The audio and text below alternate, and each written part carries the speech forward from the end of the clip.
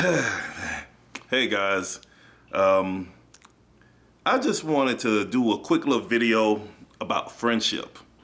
And if you follow me, you guys know I've been through a very tumultuous week this week.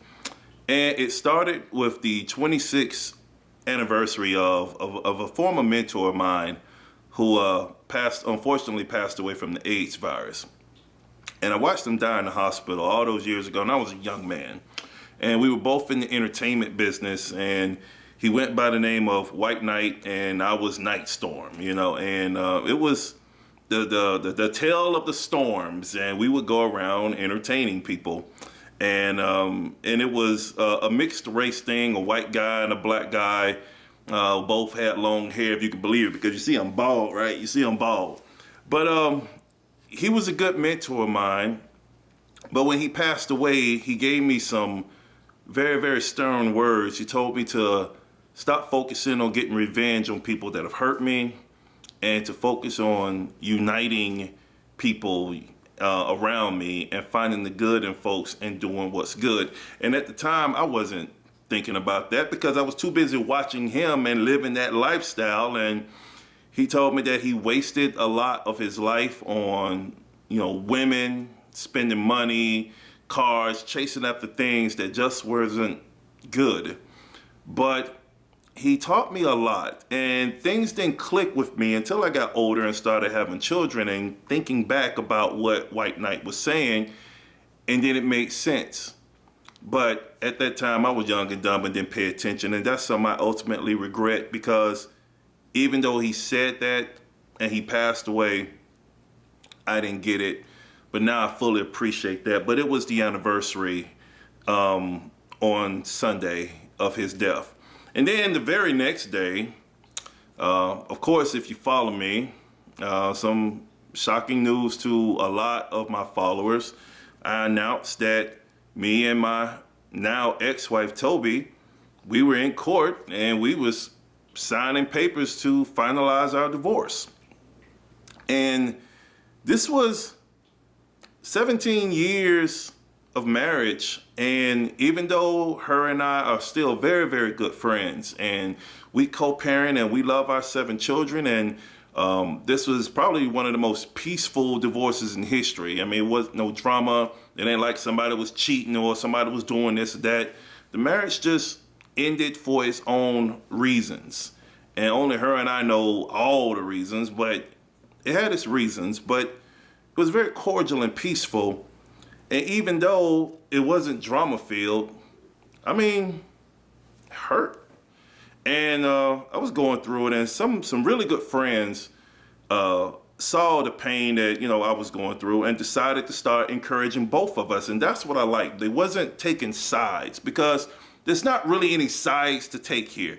It's just they love us both, and they sent words of encouragement to us both. And we both appreciate it.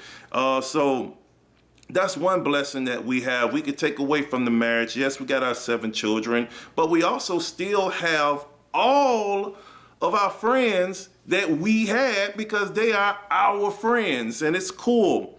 And then later on that day was the eclipse.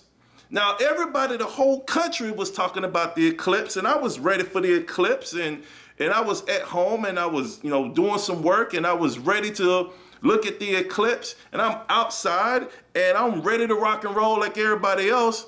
Then all of a sudden, guess what? I missed the eclipse. And the reason why I missed the eclipse is because brother had to go to the bathroom. And I'm like, the eclipse is happening, but my body was like, the eclipse is happening, and you need to go inside and handle some business. So by the time I get done, I run back outside, and the sun is back out, the moon done passed over, and the eclipse is over. And this was an event of a lifetime, and everybody is talking about it, and old YG missed it because I had an eternal eclipse. So anyway, like I said, it's been a tough week. And a good friend of mine, he really stood out because he sent me some unique gifts in the mail. And I want to show you this. His name is Ryan D. Kelley. And he's a really, really, really good guy. And it's the first gift he sent. This right here. Now, forgive the light from the camera and if it's shining on the picture, but this is a picture of me and my 7 babies. And this was taken at a really good time in my life. And on the back of the postcard, it just simply says family. Now, the second postcard he sent right here, this is a picture of me and my youngest son, Teray. He's number 6 of the 7 children. I think this is back in 1999 or, somewhere around 1999 or 98. And he was a little itty bitty baby. And he was laying on my shoulder, well, not my shoulder, my chest. And he was crying because we was on a plane going to the Mall of America in Minnesota. And he was one of those babies that was crying on the plane that people are like, why is this child still crying on the plane? But he cried on the plane. But after laying on my chest, he calmed down and he went to sleep. And on the back of it, it says, memories for a lifetime. Then on the next postcard he sent is this one. And this is Teray, my youngest, as a grown man, right after he graduated from Army boot camp, after basic training. And this was a very, very proud moment of mine because Teray, at first, he did not get into the college of his choice. His SAT scores were low, and he was very, very disappointed in himself and depressed, and he thought that his pathway was gone. And so he told me, he said, Pop, I'm going to change everything about myself, and I'm going to man up, take responsibility for my actions, fix my issues, improve my SAT scores, go to the Army because I want to serve and protect our country and I want a future, and I'm going to go to college.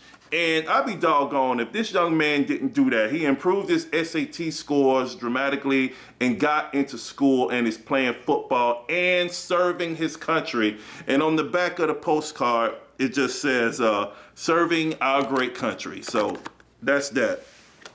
And then Ryan finished off the set with another family picture of me and the 7 babies, of them just standing around me and we're just having fun.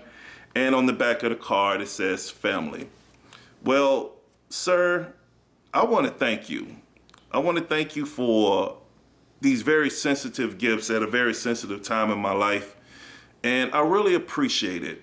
And you are an amazing, amazing man with an amazing family. And you're involved in politics and you're trying to change the country, especially in your neck of the woods. And you already know, whenever you need me, call me and YG will be there. I'll fly across the country to stand with you, especially for things that's involving with politics and things that are trying to improve communities and neighborhoods, not just in your neck of the woods, not just here in Atlanta, but all over the country, to unify all people of all races, of all creeds, of all religions, of all genders. You're doing amazing work, and congratulations to you and your beautiful family for all the stuff that you do. But you, sir, with this right here, the picture of the baby boy doing his thing, growing up and becoming a man, and ultimately reminding me of what my life is really about, is about my family. Now, my family looks a little bit different, but it's still my family. And I just want to just say,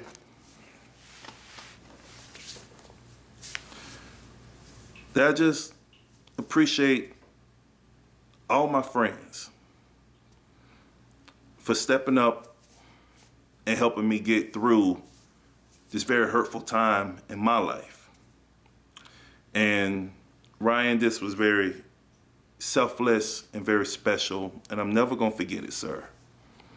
And you have sent words of encouragement to me, to Toby, and people have sent it of all this encouragement to us to help us get through this on my Facebook page, on my Twitter, and on my website, Nyghtstorm.com. Just amazing, amazing friends. So before I get too emotional, And y'all see the big 320-pound man who power love cry on camera. Thanks. Really appreciate it. God bless you. And